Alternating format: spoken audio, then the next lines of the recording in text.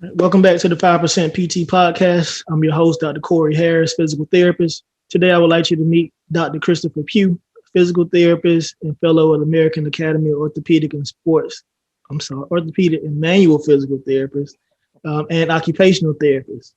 Dr. Pough, how's it going? Going well, man. How are you, my friend? I'm doing good, man. Good. So go ahead and dive right in. So tell me about where you're from and where'd you go to school? So originally from Mobile, Alabama. Went to John L. LaFleur High School. There I played sports throughout while I was there. Played basketball. School is very well known for basketball. So, that was kind of my biggest thing there. Enjoyed my time there and had to kind of decide, next steps for as college. Of course, basketball didn't get to go to college. So had to leave that in high school, but ended up going to Dillard University for my undergrad in New Orleans, Louisiana. So HBCU. Okay.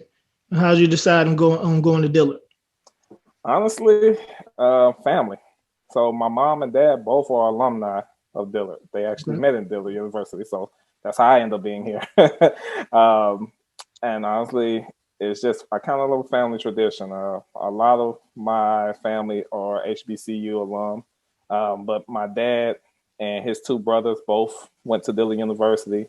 My mom went to Dillard University. My godmother went to Dillard University. So a lot of ties that brought me to New Orleans. Want to go away for school. And actually, New Orleans from Mobile is only about a 2-hour drive. So gave you the ability to get away, but not be so far away if, you need to get back home for anything. So Understood. That was a plus of it. But yeah, that's how I got to Dillard. Like I said, strong family ties. All right. Did you feel like you had any other choice? I did. My parents actually were, open to let me go other places. I almost went to UAB, University of Alabama at Birmingham. However, majority of my graduating class went there, and I always dared to be different. So I want a little different experience. And actually, one of my best friends actually who played ball with me in high school, he went to Dillard too. He was going to Dillard, so we kind of jumped on that kind of bandwagon together. So hey, let's go somewhere different. Let's go to HBCU, and that's kind of what really kind of leaned us toward Dillard. It was a great experience. So, right. What was the makeup of LaFleur, your high school? Probably 99% African American. Okay. Probably 1%, Caucasian, white American. So yeah, it was pretty much a predominantly black school. It was a Magna high school, so you had all walks of life there. So that was the great thing about it. You had people from everywhere. With the Magna portion and then also the side that wasn't Magna. So it was a great balance in my opinion. Getting around, having different friends who from the area because. By being where it was located, technically I was out of district, so I had to do a transfer of districts and things of that. But my sister went there for high school too, so that kind of what pushed me to want to go there. I had the opportunity to go to this predominantly white Catholic high school back in Mobile. That was a really good school, still a really good school, but just didn't feel like I would be as comfortable there. So I really kind of leaned on my mom and begged her to allow me to go there. And she was really on the fence about letting me go to LaFleur because I went to Catholic school my whole life until I got to high school. And she was like, I don't know. And I was like, please let me go. I want to play ball there. I do well in school still. Yeah. And my 8th grade teacher actually was the one who convinced and said, hey, you raised a good son. He'll do well. Let him go there. He'll do fine.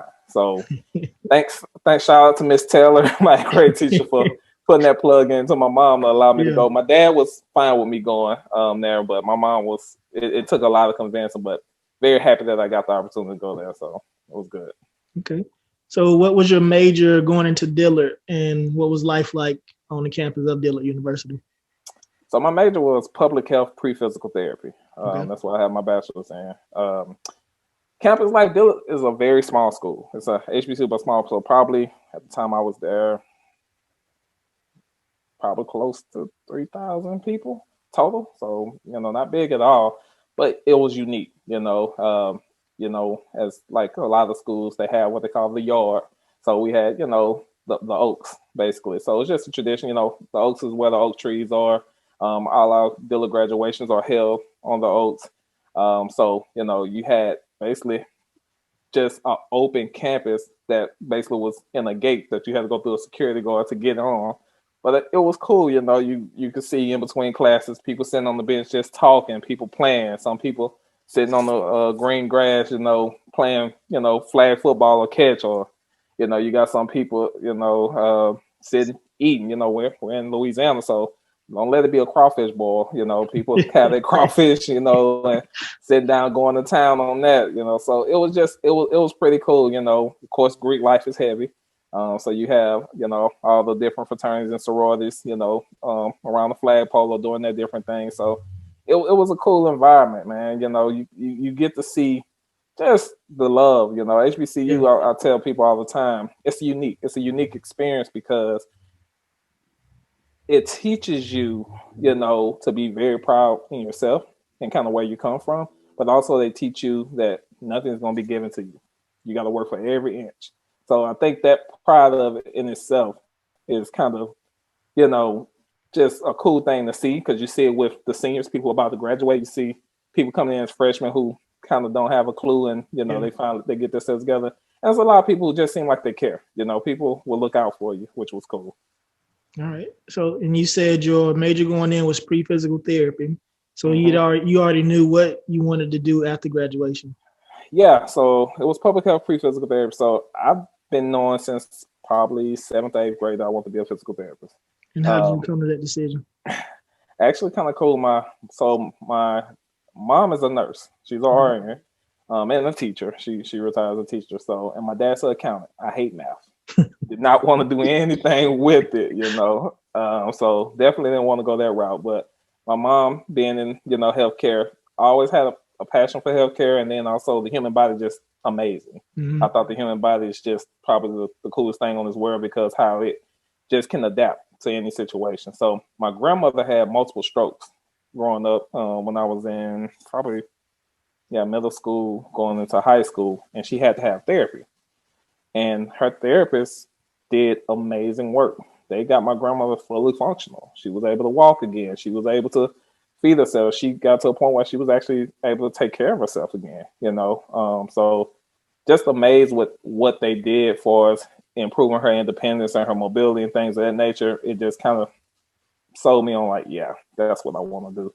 And then also the fact that, you know, being with a sports background, of course, you know, that's how a lot of people say, oh, you know, I play sports. I was one of the few who did not get an injury that had to go to therapy, that wanted to be a therapist. You know, I hear that story all the time. Well, I got hurt, had therapy.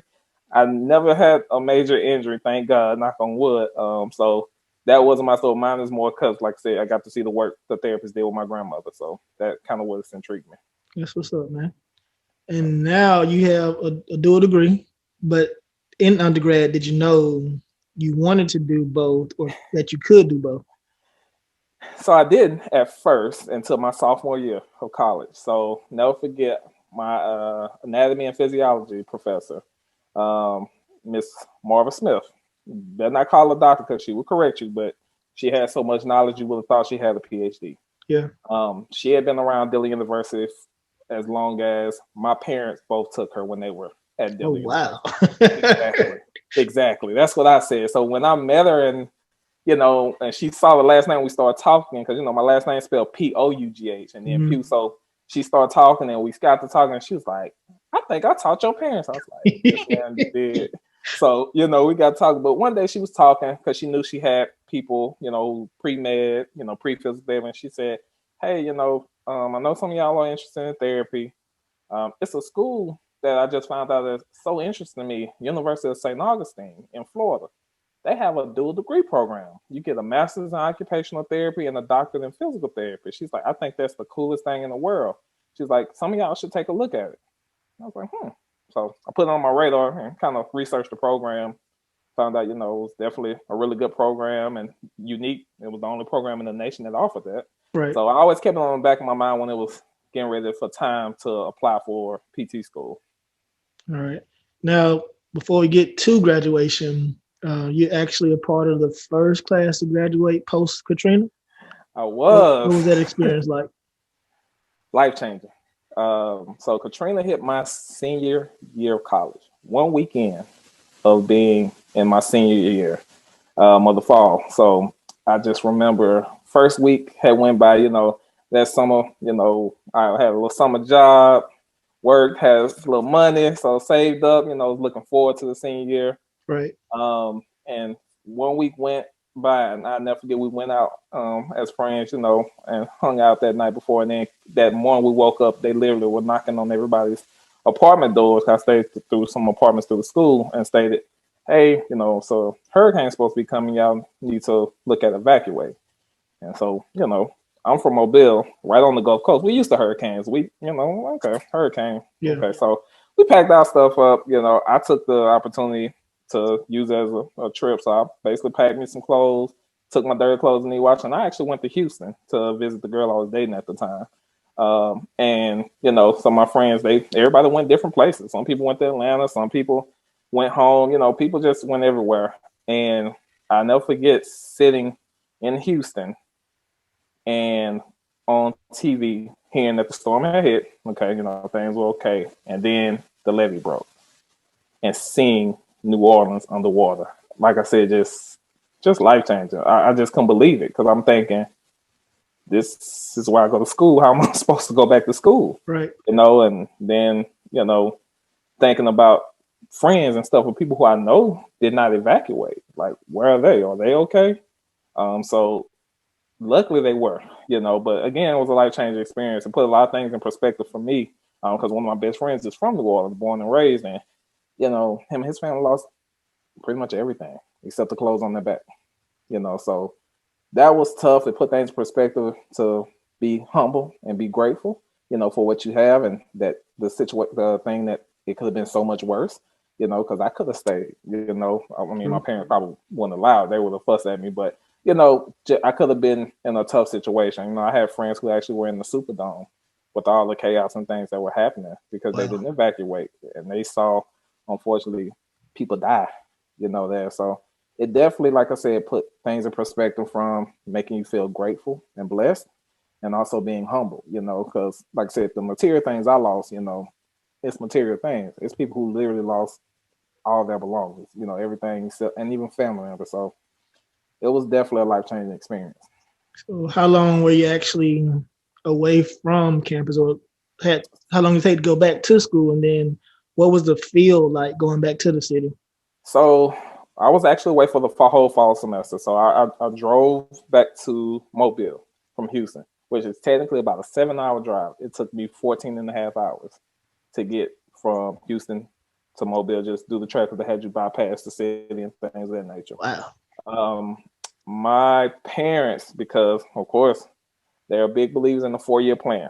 4 years, you need to be done with your undergrad, and they're going to continue support. So I was on path to make sure I was graduating my 4 years, but that did throw a monkey wrench in things. So I had to enroll in the fall to keep things going the right way. So I enrolled at the University of South Alabama in Mobile, where I'm from. My parents kind of helped me get settled with that, and I went to South Alabama for my senior year, fall semester, and that was experience, going from a HBCU to PWI. And I had a cousin who went there, which was cool because he kind of introduced me to people, and I kind of got used to campus life, but it was not the same vibe I was used to. The campus life, being away from home, just kind of what I was, like I say, used to from a cultural standpoint. At Could Dillard. you go into a little bit of detail on that? Yeah, I guess it goes back to the conversation I stated earlier, that just welcoming feeling, where people are really kind of extending their hand to see, hey, is there anything I can help with? You need anything? It wasn't that. When I got to Dillard, you ran across a couple upperclassmen who were in your major who literally will tell you, hey, this such and such class, you need to make sure you focus on the objectives for the test. Oh, for this class, they gave you tips and heads up, even sometimes old notes. Wasn't that at the University of South Alabama? It was just kind of every man for himself. I did get approached by one of the professors there who, knew I went to Dillard or whatever, and I was really going there because of the Hurricane Katrina, and was kind of reaching out to see if I want to apply to University of South Alabama because they have a physical therapy program as well. Okay. And I told them definitely I would consider it, but in my mind, I really wasn't thinking that thing. Yeah, I was like, yeah, I'm not probably coming home to go to PT school, but we'll see. Yeah. But like I said, it wasn't that welcoming feeling, wasn't that sense of family that I was used to at Dillard. Gotcha. So that was, but as far as like going back to the city, so we ended up going back in January of 2006, and it was a different vibe. We literally had to have all our classes living through the Hilton Hotel that was in downtown New Orleans. That's right by the Harris Casino. And most people I was just like, oh man, y'all got to stay in the Hilton Hotel for your senior year, class. Man, that's luxury. It wasn't as luxurious as people think, because again, it just was different. The city was pretty much shut down. It wasn't the New Orleans that people grow in love and people are used to, the liveliness of the city. So, everything you're pretty much kind of confined to that hotel. And not only that, you had to be safe, because there was a lot of crime going on at that time, just because the city was not running like it normally would be. And then, of course, because of the flooding and wars, I mean, Hilton Hotel, which is a very nice hotel, but, you will see, unfortunately, like, rodents and rats and stuff running around the hotel. You're like, what? Ain't this the Hilton? So, the living conditions were nice, but at the same time, it had other circumstance situations that wasn't so great. But, you make do. You don't have that campus life, so everything was kind of within that hotel. So it was a unique experience going to class there, staying there, eating there. It was just a very different experience that none of us were used to. But of course, as anything, you adapt. Yeah. So you were still able to focus in that environment? I had to. I did. I did well my years, my spring semester. So Dillard, the way they set it up, because everybody didn't have the opportunity to go somewhere in the fall. So they can keep people on track with graduate. Instead of us graduating in May, they push graduation to July 1st. So they can get 2 semesters in. Okay. So individuals did that so they can still graduate on time. It was a great opportunity because it did help pretty much all our classmates graduate on time. And for me, it was a little bit of a disadvantage because with me graduating later, I had to apply for later starts for school. Gotcha. So because, transcripts and stuff still going on. And plus at that time, my junior year, I was really getting it, trying to make sure my grades were top notch, the best I could. Because I mean, I luckily I started freshman off pretty strong. But really my junior year, I was focusing on trying to get my grades where they needed because I knew I would be applying for somebody's PT school. So that my senior year was just kind of that icing on the cake, trying to get my GPA as high as possible. So, like I say, I had to focus. It kind of wasn't a choice in my eyes, just because I had some greater that I was trying to move towards. But like I said, with them moving graduation to July 1st, it definitely changed kind of my planning. Now, were graduate schools understanding of that? Yes and no. Yes, but because they have different cohorts that start. Mm-hmm. They basically just encourage you to apply for whatever cohort you can get into, or they look at putting you on a wait list.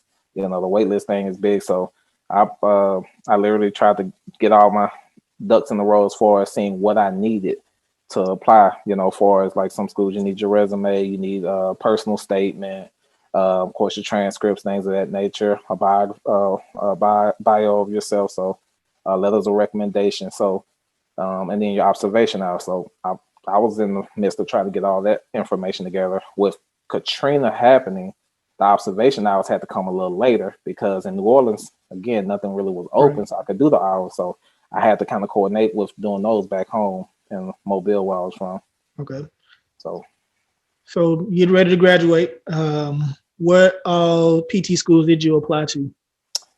So I looked at quite a few, but I only applied to, I think, 3. I applied to University of St. Augustine. I applied to Hampton University PT program and East Tennessee State University. Why East Tennessee State? I don't know, to be honest with you, why I applied there. I researched that program. I was like, Tennessee, I'll apply. So applied to that. So I actually did not get accepted into Hampton because my application, they said, was incomplete because I had to apply before school and stuff was completely done. Or we wasn't close enough to the end, so that I didn't have everything in order for that. So Gotcha. so then I applied for East Tennessee State and St. Augustine. So I got accepted into both of those programs. But it's funny, I think St. Augustine, it was more fate. I had a classmate at Dillard who, me and her have been friends since my freshman year, and we were talking about life after undergrad. And she asked me what were my plans, and I told her I wanted to go to PT school. Was applying. She asked me what schools. I mentioned the University of St. Augustine, and she said, "Really?" She said, "My uncle went there, and his wife."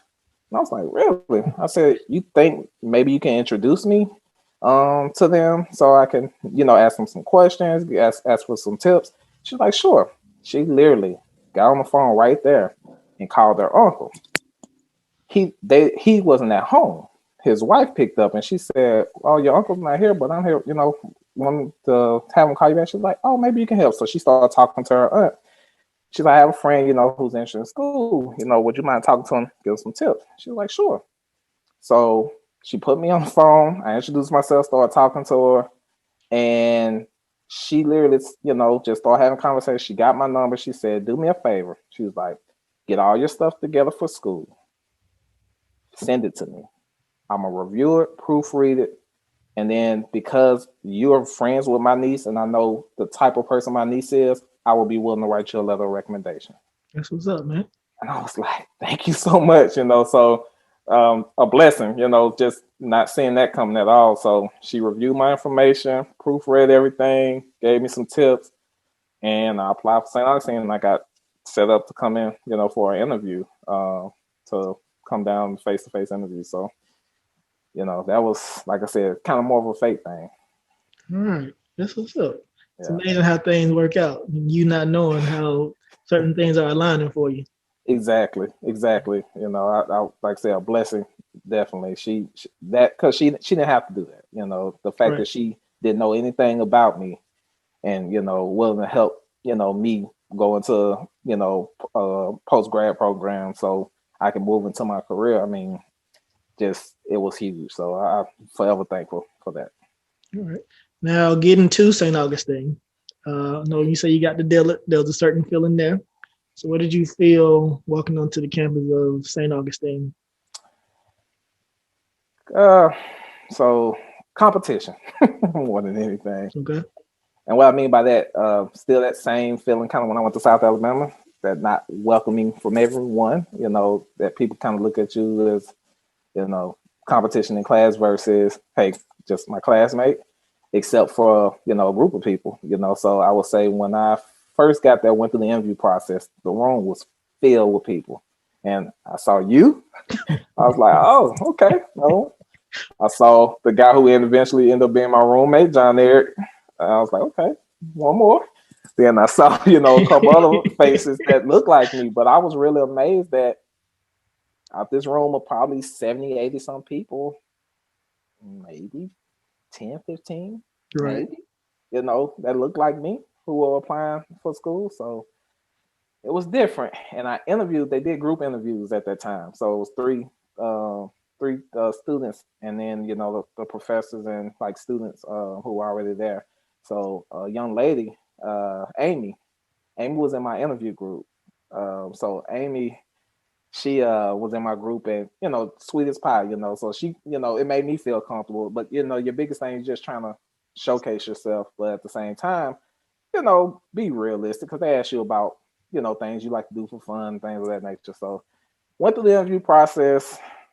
Things, I felt went okay, and it was just more of a waiting game. But once I actually got to campus, I walked in that first day of class, and literally I saw probably about 8 to 10 people that look like me, and I was like, okay. And it's like that close-knit just came, because Right. I never forget, the first day of class, I think actually me and you went to eat, for lunch together. I think we went to Outback or Chili. We went somewhere. I don't remember where we went. I think the first thing I remember is we were in line somewhere to do something. I don't know if it was at the interview or actually started classes, but you and I was in line. I think we started connecting then. Mm-hmm. It's like the first thing I remember about meeting you, being in that whatever spot that was. Yeah, I can't remember exactly. You know, time has flown, of course, since then. But yeah, so you know, and it was just it was cool, you know, meeting people, and like it was funny on my interview. And my parents went down with me for my interview, and we went to Chili's before we was getting ready to leave and go back home because Mobile is about 6 hours from St. Augustine. And John and his mom came in Chili's, and like they introduced themselves, we talked, and I guess you know St. Augustine, that was before you know we had Instagram and social media so heavy. You know, John, they sent a list out who got accepted, and he called me and was like, "Hey, you know, I saw you got accepted.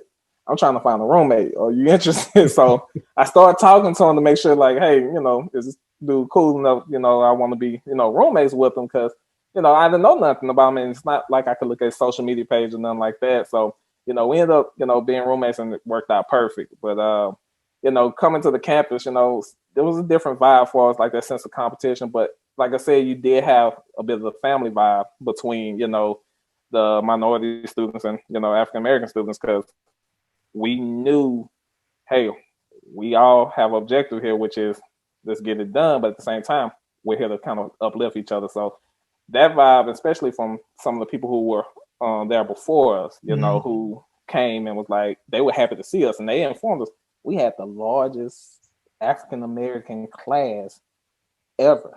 They said, you know, in years, you know, I think it was like 10 of us. Right. And you saying 10. 10 is the largest. Yeah, 10 out of what, 60 some people? I think it might have been a little bit more than that year for some reason. Yeah. So I was just like, when I was like, really? So, you know, and I guess my not knowing, I didn't realize the field of physical therapy, it wasn't many African Americans in that field at that time. I didn't know that I was basically going to be, you know, one of the less than 5% going into the career, you know. So at the time, you know, I thought with hearing I was 10, you know, this is the largest. I'm like, are you kidding me? You know, so that was different. But it like I said, it was that family, it was that close knit. You know, we all looked out for each other. We studied together. I mean, it was even important, you know, we prayed for each other, you know, because we knew times get rough. It's tough, you know, because, you know, you never know what everybody's dealing with, not only in school, but also personally at home. So, you know, it becomes your support system, definitely. Do you feel like the school had support system in place for the students? They had this big brother, big sister thing. I wouldn't say I had the greatest big brother. I mean, he introduced himself and told me if anything I needed, let him know. When I did, he never was really around. So other people, anything for minorities in particular? What do you mean?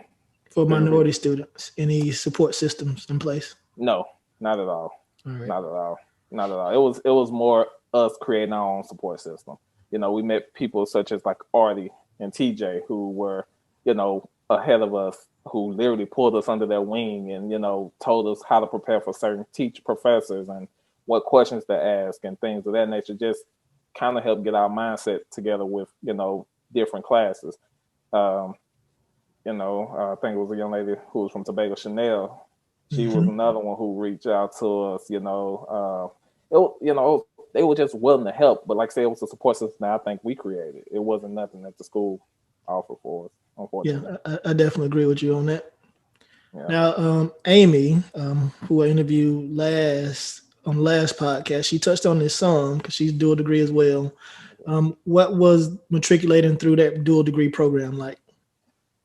So it was different, you know. I will say it was a mindset shift for me a little bit because I'm gonna just be honest, I'm a PT at heart. The OT part was just cool to me, and I found out just more about OT before I applied to the program, what occupational therapists really focused on. My mom helped me with that, and then also when I did my observation hours. So the OT portion, you know, focusing on the ADLs and, you know, the self-care aspect, that was different. But I enjoyed it to the degree because, again, it's a humbling experience. You're teaching Now, somebody when you say literally. self-care, what is that exactly? What all does that So, entail? so people being able to brush their teeth, get themselves dressed, taking themselves to the bathroom, how to basically pull their clothes up and down, how to, clean themselves. All that's part of self-care, and all of those things, therapy works on, particularly occupational therapy. So more so than anything, a humbling experience, because, these things that we can do without even thinking about, people you have to retrain and teach how to do it and how to break down processes and steps to simplify a process or adapting something for them. I mean, it was huge, so that aspect of it, I think I really enjoyed. And the psychological component, I think the OT psychological component was huge too, just because I feel OT does focus a little bit more on the psychology standpoint than necessarily physical therapy. So, that I think parts of it I truly enjoyed, and I think helped me on my physical therapy side. Not to get off too much, but does that line kind of blur at times? It does. Blurs all the time, in my opinion. Just because, I mean, it's really depending on your phrasing and your wording, what you're working on. Because as a physical therapist, you help people go back and forth, from a mobility standpoint to the restroom. Right. You help with self-care, I mean, if you worked in skilled nursing or inpatient rehab, those things that you've done as a physical therapist too, transfers, both OT and PT, so you have to be skilled in all of it. So definitely lines do blur. I just think, certain settings, it separates itself a little bit more so in the outpatient world. You typically see upper extremity in the outpatient world typically goes to OT, wrist and hand, elbow, and even in some clinics, shoulder. But like I said, mostly it definitely blurs. The lines blur a lot. All right. And then let's talk about your internships. So I guess we'll start with OT since we're on that. Yeah. Where did you go for those and what were those like? So OT internships were pretty cool. I went to Dallas, Texas. Have a sister that lives there, so easy to pick. I went to Concentra, surprisingly. So I did my outpatient ortho hand with Concentra in the Dallas-Fort Worth, Texas market. And then I went to Las Vegas to Summerlin Hospital for my inpatient rehab. And both experiences were great. Concentra experience was amazing. Like, I love outpatient. I love ortho. Yeah. So, that was really cool just because it's a fast-paced environment. It's a unique setup because you have the medical providers in the building with you, so you can talk to them. They have specialists who come in once a week to see patients. So I actually got to do grand rounds with specialists. I got to see specialists like do injections and, ask me questions about a patient. And some of the patients actually I was treating. So pretty hands-on, was really cool. As far as the inpatient rehab setting, Vegas was a different animal just because the hours are different, like my CI, she was up at that, like one of the days out the week, I think we met and started our rounds at like 5:00 in the morning. So that was a little tough on those days, but she was really nice. She was good too. She was one who had been doing it for a while, so sometimes it was, I won't say necessarily bump heads, but with me coming, still in school and having some more of the newer evidence-based practice, I know one of the things was film, functional independent measures, the scoring for a person's independence level. I'll never forget, we had a conversation regarding that, and she asked me why I rated this person that way, and I told her, and she said, "That's wrong." I was like, "No, ma'am, I'm sorry, it's not." And I said, "And I can show you why." And I showed her, and she was like, "No, that's not how it's interpreted." I was like, "Yes, ma'am." I said, "Well," "this is how I've been taught in school, and this is, in black and white." I was like, "Could we find somebody who, because I want to make sure going forward, I'm doing it correctly, because this basically kind of contradicts what my school is teaching me. So I want to make sure I even pass that information along." She was like, "Okay." So basically, who was their lead, therapy supervisor or director, we came with him, started asking him questions, started breaking down. And she's like, "So this is," she's like, "So this is what I scored, and this is what Chris scored. Which one is correct?" And he reviewed the information. He's like, "What Chris scored him." And she was like, How how? And she was kind of upset about it.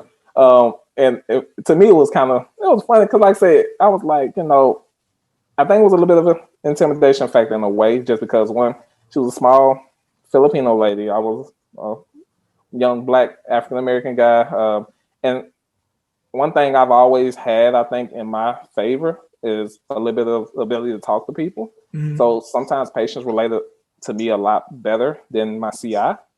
So they will actually have conversations. I would get more information, even more of a performance standpoint out of them than she could. So I think sometimes that presented challenges when she was my CI and lead me, but patients responded more or better for me. So that made it a little tricky. Overall, it was still a great experience. Before you get too far away from that, now, did at any point after that, because we have to pass these internships in order to continue with our program and get our degree. At any point, did you feel like your passing may be affected by that? I did. All right. Because I handled everything I feel in a professional manner. Okay. I wasn't disrespectful until anything that I might have rebutted or disagreed upon, I showed her why. And I showed her what I was learned, or what I was taught, and was able to explain it. And one of the things too, just like internships, I feel those are live on the job interviews. So you got to come with your A game. I used to study, before my internships. If we had certain cases and patients, I go home and I review, those diagnoses or disorders, so I can be familiar with it in case my CI asks me about it, but too, so I can give better care to the patient. But I just made sure I was on my game. I believe, I couldn't afford not to be, from many reasons. So that I didn't feel it was ever in jeopardy for me because, like I said, I handled it appropriately. Like I said, I was very professional. I, handled, I think, in the right way. Gotcha. I did a neuro rotation in Orlando. It was a 7-day Adventist hospital. Okay. So my CI, because she was a 7-day Adventist too, she would work on Sundays because they did church on Saturday. I was like, I respect my religion too. I go to church on Sunday. So I think we kind of started off a little rough because of that, because I didn't go in on Saturdays. I'm sorry, on Sundays, because I had to praise and worship too. And then she wanted to lower my score because I think around that time we ran into like a couple of holidays and they did like dressing up for these holidays. And I was like, I don't want to dress up for that. But because I guess I didn't participate, she wanted to lower my score because I wasn't a team player on that aspect. Well, everything else was fine, but and I have an instance on the PT internship side that I can speak to as well, but I get that when we touch on that. All right, you can continue though. Yeah, my apologies. No worries. I understand that, but so overall, like I said, great experiences. I actually both of them knew I was doing the dual degree program, so I wasn't gonna be applying for any positions at the time. But they both told me to always keep in touch. If I ever move to the Vegas area, look at, applying. If I ever move to, the Dallas-Fort Worth area, look at, applying. So I always kept in touch, built really great relationships with people, and it was huge. But then I started the PT journey. So PT internships were different, but they were different in the sense I feel I had a little bit more confidence on the PT side because, one, I had already completed OT rotations. And when I completed my OT rotations, graduated from OT, the way St. Augustine dual degree program worked, literally you're on trimester, so you're out for your 2-week break, and then you start right back. So I was starting PT, the PT portion, which was more the PT specific courses. And within my first week, I'll never forget, I had 4 exams, like second week school, and I had my OT board exam that Saturday. So I was trying to study for my PT exams and my OT board exam. And it was quite a few of my dual degree classmates were in the same situation. So God willing, passed every exam that week, including the boards, which was to me the most important because the money you have to pay. Right. So passed my board exam, super excited about that. So I actually applied for PRN at Brooks Rehab Hospital in Jacksonville, which is very well-known hospital. I mean, have a brain injury floor, they have a CVA stroke floor, ortho wing, pediatric. It's awesome, great experience to get. So me and a couple of my classmates applied for PRN and I actually started working like on Saturdays there, which is pretty frowned upon at St. Augustine or any PT school. They don't want you working while you're in school. But, you know, I felt like it was an opportunity, you know, keep my skills going and also make some money while I was in school. So it was a great opportunity. And it basically taught me better on the PT side, time management. I felt honestly my grades on the PT side were probably better because I know my time had to be, you know, divvied up, you know, perfectly to be able to fit in the working aspect and also making sure I get prepared for all my tests. So, but moving on to a kind of PT rotation. So PT rotations, I did one. I came up and stayed with you, Stafford, Virginia. Yeah, good thing. It's great to have friends, you know. So you were so gracious to, you know, allow me to come stay with you to do my clinical up there, which I truly appreciate. And I had honestly the time of my life. That was probably one of my best rotations, you know, both professionally and personally, you know, because got to hang out with you, of course. And, you know, you were already practicing as a PT. So, you know, you used to kind of give me tidbits and things of cases that you ran across or teach me things that you learned kind of on the job. But then the location I was at, you know, it was right outside of DC. So, I mean, you saw everything. Like we had FBI agents, DEA agents, you know, different government employees, just your general outpatient, you know, population. So, man, it was unique. It was so unique, but it was so cool because, you know, like I said, there's not too many locations you get that type of experience. So thoroughly enjoyed it. However, my CI was not the greatest. It was a younger guy who loves to run marathons, white guy. I never forget going into my midterm. I felt I was doing pretty good. I had patients. I was almost to a full caseload before midterm. And it was because, you know, like I said, comfort level. I was practicing as the OT, things of that nature. But I'll never forget, he told me on my going into midterms, I'm going to rate you lower on your midterm because I feel you have a advantage on other students because you're an OT. And that didn't sit well with me because the thing I proposed, I said, well, okay. However, I'm an occupational therapist. I'm licensed as an occupational therapist. I'm not licensed as a physical therapist. I am on a physical therapy clinical rotation. Physical therapy, I said, my school is very heavy manual therapy based. OT, we don't practice things on the cervical spine, on the shoulder, the lower extremity completely as an OT. I didn't do foot ankle. I didn't do knee. I didn't do hip. I didn't do lower back. So how can you say that I have an advantage on other PT students who some of them have been rehab techs before, which I've never been a tech, never had that opportunity. So, you know, I wasn't too pleased about that. I didn't rock the boat that much, which I probably should have. I don't feel like we ever talked about that. Yeah. I don't think we did, but yeah, that's what he told me going in the midterm. And I was, you know, not happy at all because, you know, like I said, because he told me he was going to rate me low, but at the finals, it was going to be perfect. I'd be good.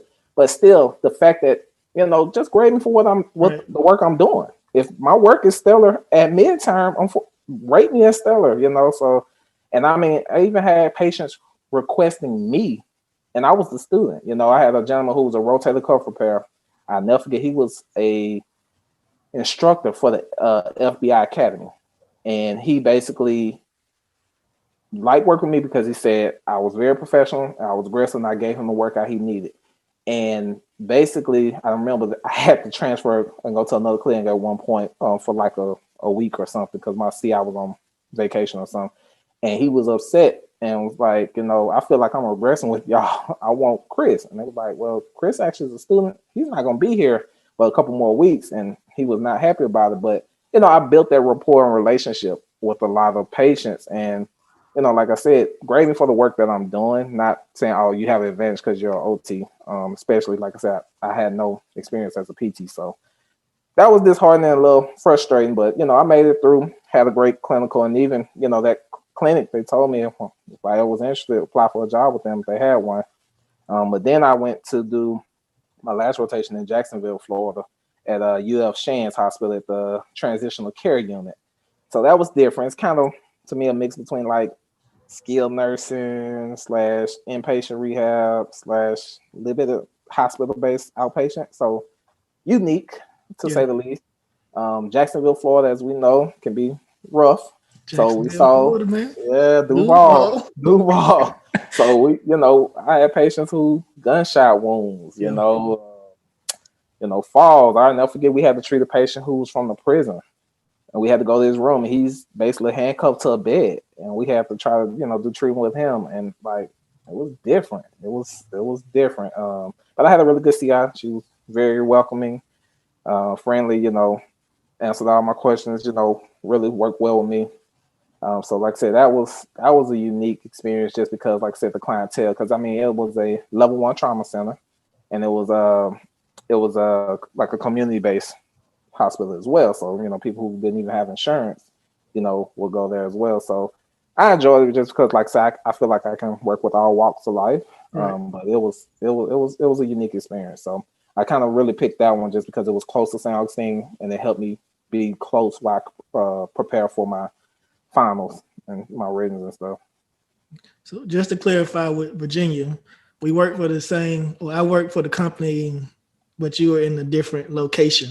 Yeah. The interesting thing about that, because the area is close to Quantico, those are those FBI agents you will get, you want to try to rehab them for their specific functions or their jobs, but they could never tell you exactly what they do. So you know what to prepare them for. Yeah. And I always found that out interesting. So like, what are we doing? What are we working on? Man, it was so tough. Yeah. Yep. It was so tough, man. Virginia is the place that I left to come here, because that's where I felt I got passed up for the promotion. So the clinic you were in, they had that the director's position open there. But the guy who was my director supervisor in my clinic, his best friend had recently graduated. So I always felt like they were setting it up for that friend to take over. Then eventually, after I got here, I found out that friend did have that director's position. Mm-hmm. Yeah, it doesn't surprise me. It was definitely some politics going on. I mean, even the guy who was my CI, to this day, like I said, that was I thank him, because I feel like he made me a better CI once I became a therapist, just because of his interaction with me. Like, he wasn't really hands-on with me. He basically just had me treating patients. I learned from you when I came home and asked questions to you. I learned from other therapists in the center. Like, it was this lady, and I can't remember her name, but she was, to me, like the GOAT of therapists in that center. And she only worked, I think, PRN part-time, but I think she had like additional certification. And she used to come in, and she was so meticulous on how she got through her patients, her progressions. I mean, just clean. And basically, those patients used to get better so much faster. And I can't remember, I don't think she was a fellow or anything, but I mean, I was just always impressed on how she progressed her patients. And like I said, that guy, though, he made me a better CI, because I asked my students questions. I was more hands-on. I felt like I wanted to make sure I was teaching them something versus them just treating patients. I'm glad you took a positive away from that experience. Yeah, I had to. Had to. All right, so after graduating from your PT portion, what'd you do? What happened after that? So graduated from PT school, and I had to figure out where I was going. It was out of Virginia, where you were, because I was thinking about applying for a position with the company, or Dallas, Texas. My sister and brother-in-law literally talked me into moving to Dallas because they didn't have any family there. And it's like, hey, we just had your nephew. It'd be great to have family here. So I looked, Virginia cost of living is ridiculous. I loved it up there. I mean, it's beautiful. I love the DMV. It's a melting pot, diverse. Oh, I love it.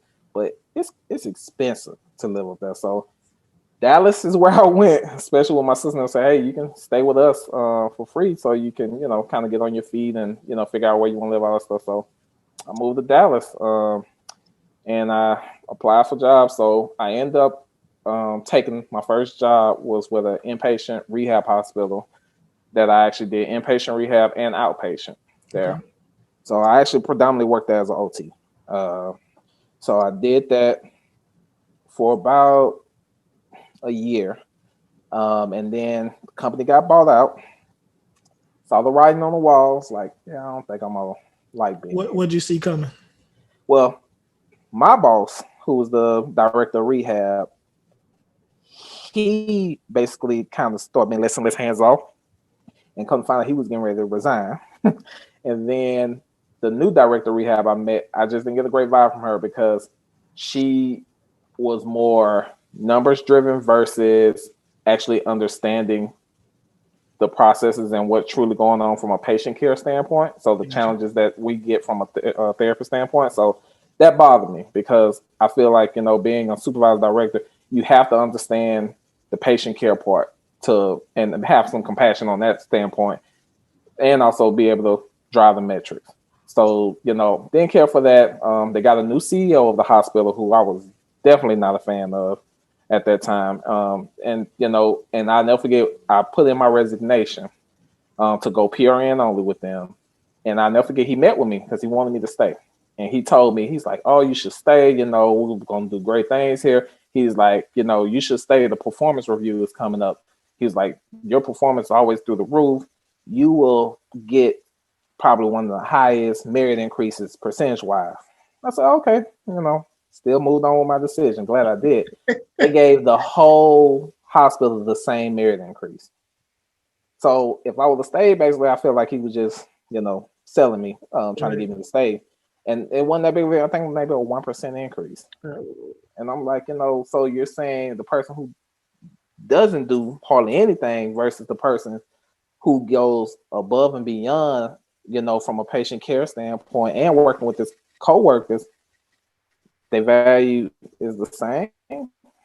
And that I had a problem with that. So, but the hospital, like I said, great experience. I got to do inpatient rehab and some outpatient. I actually got to treat, I guess you say, a celebrity. They did a newspaper article and everything in Fort Worth. But Ickey Woods, who used to play for the Cincinnati Bengals, he actually got the Geico commercial doing the Ickey Shuffle. But he was a patient there, and I got to treat him, which was cool, really cool guy. And they actually did a newspaper article and everything about it. So, great experiences while I was there. The other thing I think that I took away that I didn't like, while I was at the hospital, we used to get indicated when we had a patient who was a VIP. Oh, I always hate that, man. Yeah. Like, I'm going to treat the patient differently. I treat another patient. Exactly. Everybody should be a VIP. Right. All our patients should. It's like the stupidest thing to me. Yep.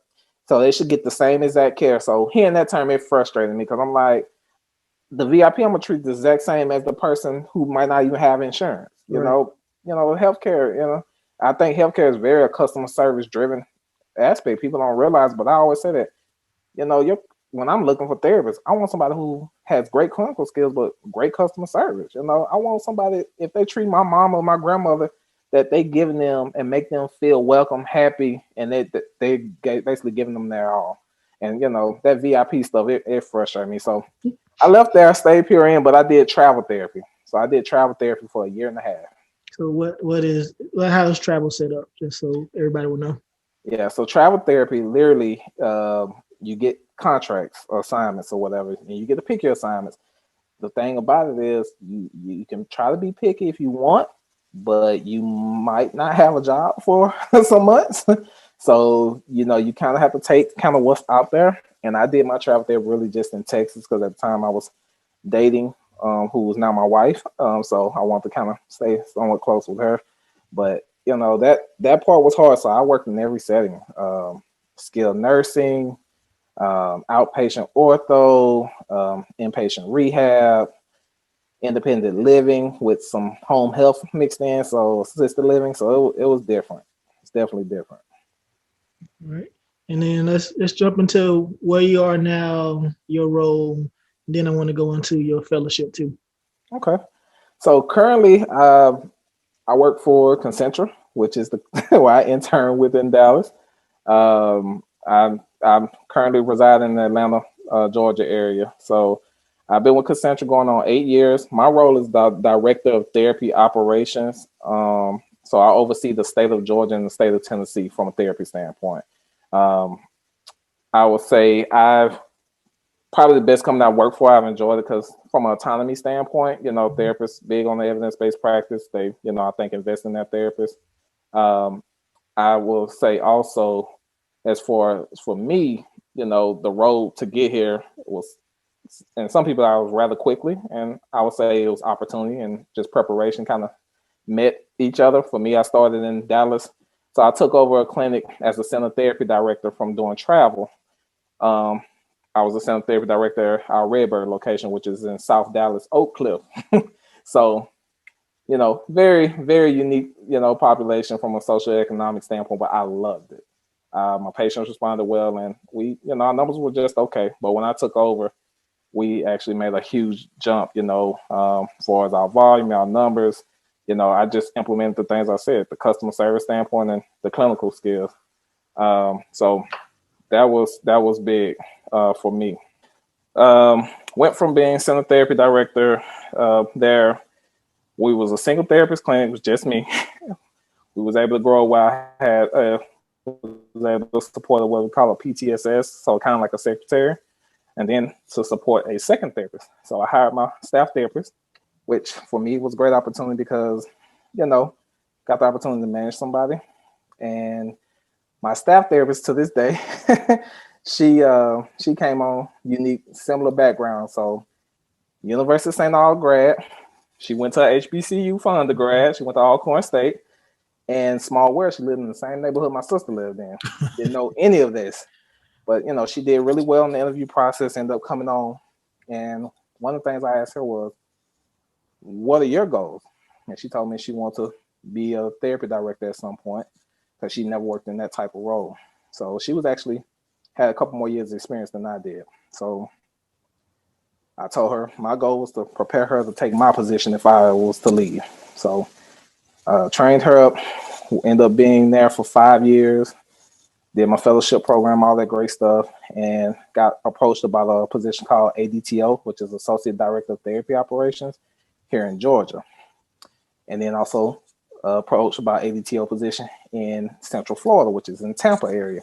Mm-hmm. So basically I had to decide which area I want to go to. I ended up choosing Georgia, and it was a tough decision for me and my family, especially my wife, because, we had to move from Texas. Right. And I've been in Texas for 8 years. That was home. My sister's there. We had a support system. So huge decision to make. Had to pray about that quite a bit. But happy I made it, because once I got here, within a week of me being in my role, the guy who was my boss, the director of therapy operation, he stepped down into an ADTO role.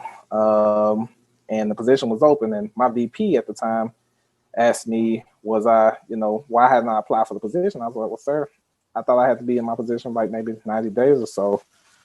So that's why he's like, well, if you're interested and you want it, you should apply. He's like, it's for the people who already applied. So, it'd be great opportunity experience for you. So I said, okay. So I applied and I went through all the interview process. I interviewed with the director leadership team here in Georgia, the one in Tennessee, the VP team of the region, and then the senior vice president over therapy for the whole country. And I was the last man standing. And I got the position. So I've been in my role now about almost 3 years, 2.5 years. But, kind of, like I said, center therapy director for 5, ADTO for a brief second over Georgia, and then being over both Georgia and Tennessee. So really, unique because I'm the first and only African American to hold this position in my company, in the whole country. So, it really was big to me because in the whole country, we're in 44 states, my company, and I'm the only African American to hold this role. So it means a lot to me just because, I want to make sure I do a great job and hopefully be able to create opportunities for people that look like me and also inspire other individuals who are coming into the profession. No, congrats on that, man. Appreciate it, man. You are a little modest at times, though. But how many clinics are you over between Georgia and Tennessee? So about 25 clinics. Right. And so that means you have to travel in between these two states, in between those clinics. Yeah. What does it look like? So typically, I do have ADTOs that under me so here in Georgia and then also in the Nashville, Tennessee area. So I have clinics in Memphis and in Nashville and here in Georgia. So I have some in the Atlanta metro area and I have one in Columbus, one in Savannah. So basically they kind of oversee some of the day-to-day stuff, but of course my hand is in it a little bit too. My position, I don't really treat. I'm kind of the last resort. If we unfortunately don't have anybody, I have to step in the clinic to treat sometimes, or, if our volume picks up, I jump in from time to time, but most of my things is more administration, more high level stuff, working with payers and different employers because Concentra's occupational medicine, workman's comp. Mm-hmm. So, we're constantly working on trying to basically be people's preferred providers from a workman's comp standpoint. So, it's kind of honestly shifted a little bit towards kind of corporate America type, client meetings, things of that nature, putting out fires, from answering questions, giving presentations. So it has a combination of a lot of things from a clinical care standpoint, but also just overall service. So, traveling, I have to go probably since the pandemic, not as much, but that's starting to pick up. So probably every month, once a month, going between Tennessee and Georgia, just to check on, make sure things are running like they should. All right. And then what is a fellowship? How did you choose the particular fellowship that you chose? And how has that enhanced your skills? So fellowship is pretty unique. So I chose my fellowship because of Concentra. I always knew I wanted to advance. You get more certifications once I came out of school, just because I always say I want to be a lifelong learner. I think me and you always joked and said we never want students to come in and we up here scratching our head looking like, right. Oh, what are they doing? So we always want to make sure we were on our game to give great care to students. Plus, we don't want to become dinosaurs in the profession. So, that part of it, I think, really drove me because, I always want to be somewhat self-driven anyway. So that was a motivation factor for me. But Concentra has a partnership with MTI, the Manual Therapy Institute, where they actually will pay for you to go through your residency fellowship program so you get your manual therapy certification. But if you decide to do your fellowship hours, you have to pay for that yourself. But still, the value of it is just amazing because MTI is kind of a part-time program, but you literally go to class on the weekends every 8 weeks. And on the weekends, you take a 5-question quiz, and then you practice, your different techniques and go over different material. And then you have to keep up with that throughout the next time until you come back in 8 weeks. And then you have a midterm exam, a final exam, and then a practical OSCE exam. So it's a lot, to say the least, especially with, your normal life and clinic and things of that nature. But it's about a 2.5-year process. The fortunate thing for me, Concentra has fellows within the market. So one of my bosses was a fellow who was an ADTO in the Dallas market. So she was my mentor for me to do my fellowship hours with her. So we basically set it up where she would backfill my clinic and I would go to her clinic once a week to get my fellowship hours. Okay. So fellowship hours, they asking you the why behind everything you're doing. From a treatment standpoint, you practice your different manual therapy techniques, your manipulations. You have to you always have to be on your A game. And it's pretty unique because in the United States, it's only about 500 fellows in the United States of America, and I'm one of them. So it's a big deal. I think the statistics is like 1% of the therapists in the United States are fellows. So I think the statistic is like 250,000 PTs in the United States, and only 1% of them have a fellowship designation. So it was a big deal to me. Very happy that I did it because from a clinical outcome standpoint, my clinical outcomes improved significantly. I always had pretty good ones anyway, but it made it that much better. Like I said, St. Augustine did prepare us, I felt, from a clinical standpoint, but the fellowship put just a whole nother level to it for me from a critical thinking standpoint, knowledge base, being able to kind of problem solve through cases and figure out and test things. So it helped me even going into this role because I can, talk to my therapist and literally read through their notes and kind of, talk through treatment plans with them on why they did what they did and why they probably should go a different route, or things that they should look at from a different angle. And, it helps generate maybe better clinical outcomes. And fortunately here in Georgia, we have some of the best in the nation for my company, and Tennessee as well. So, I will say it was the best career decision I ever made was going through the fellowship program. Now, where do you see the future of both professions going? So I hate to say it, but I think we're going to continue, unless we have a shift, we're going to continue to lose people going into the therapy field just because of the ROI on it, return on investment. You paying quite a bit to go get this degree, get a doctorate in physical therapy, but the salaries are not matching. Our profession, to me is probably the most undervalued profession I agree. out there in the healthcare field. I think nurses is another one. But I think our profession is very undervalued because the impact that we do on people's lives and how we help people and how much money we save the insurance companies and save different organizations by our conservative treatments and also our knowledge. It's amazing. But again, do we get the respect or the value? We don't a lot of times, so, finding a company or organization that you get their respect is great.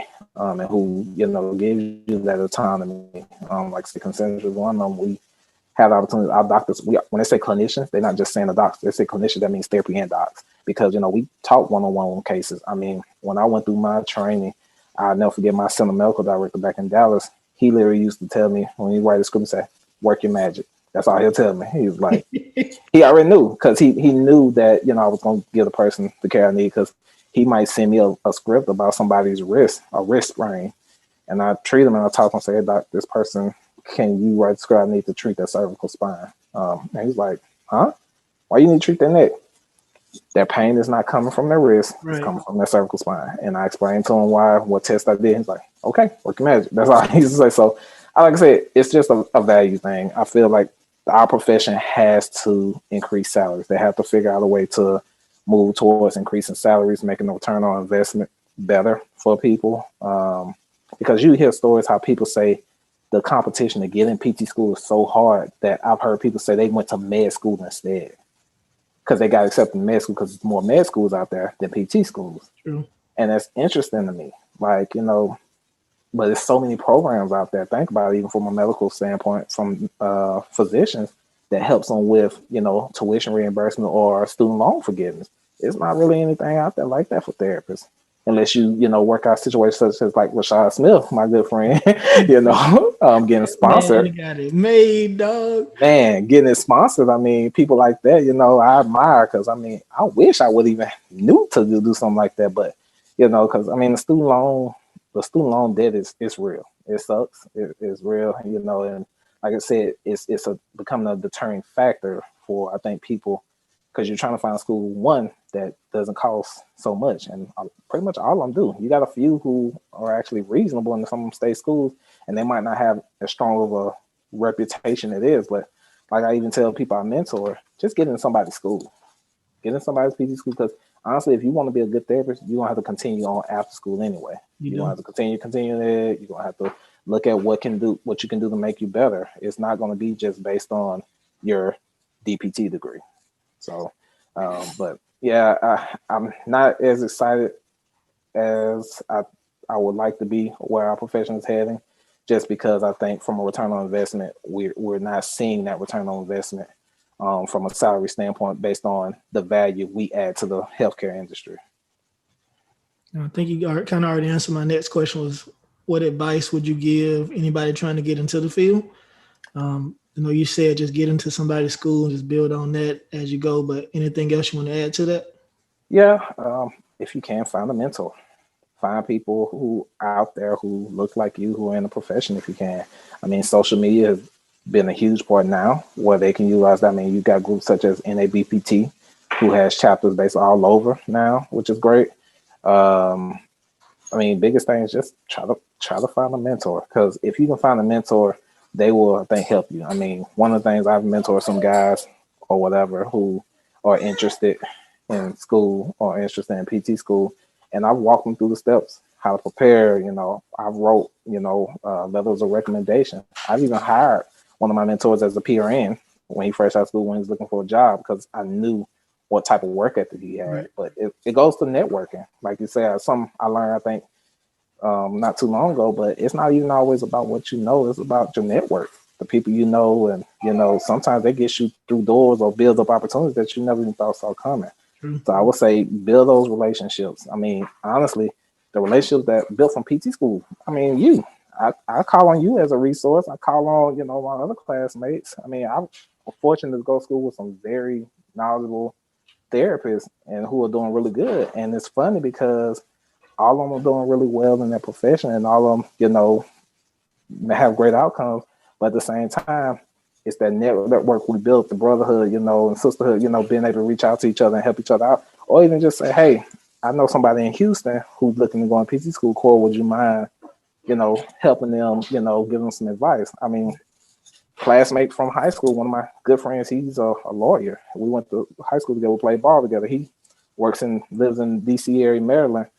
And he called me literally 3 weeks ago about a friend who's entering PT school. And he said, I was on the PT he knew. So he asked me what I mentor the guy. And I've been working with the guy ever since. So it's the network, find your mentor and, and hopefully, you got people who are willing to give back and help bring you up to that. Yeah, the network is more beneficial than some of us even realize. Mm-hmm. Agreed. How can we find you on social media? Oh, I'm not on that much, man. I mean, I'm on Instagram, but I'm not on there like that. So it's Pough the DPT on Instagram, and Facebook is just me, Chris Pough. So I don't really have too much things work related on there. So, but people can reach out, and I'll be willing to help wherever I can. Like I said, it's the networking. If they reach out through me through a mutual friend or something, I'll be more than happy to help. One of the things, like I said, I just want to help create opportunities for people that look like me, and also educate them, because I didn't have a mentor. I didn't have people to walk me through the therapy. Like I said, I never even had a therapy tech job like some people I went to PT school with who, I ended up going because the PT I worked with went to St. Augustine. Oh, really? Had no clue. Some of the treatments, all that stuff was brand new to me when I got to PT school.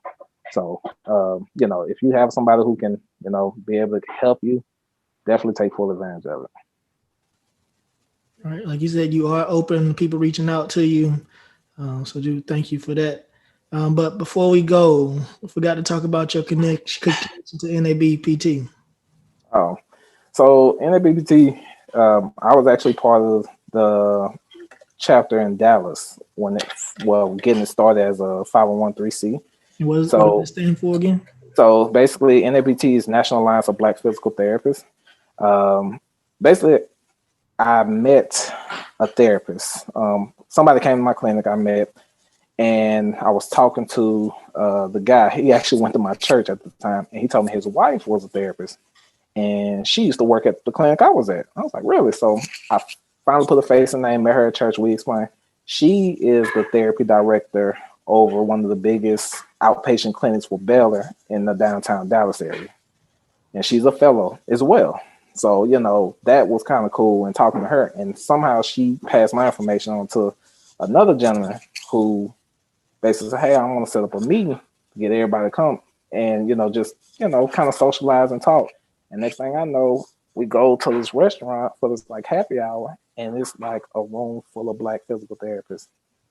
And I was just like, I didn't know this many existed, Right. So it was pretty cool. And a lot of them, some of them are entrepreneurs. One of them, he owns his own contracting business and like home health business. So, it was pretty cool. A lot of them, some of them are fellows. Some of them have additional certification, dry needling, geriatric certification. So I was just amazed. So we ended up doing that and got the ball rolling, get that off the ground. And unfortunately, I ended up moving out of Dallas. But, now I see it's NABPT of Florida, NABPT of Tennessee, NABPT of Georgia.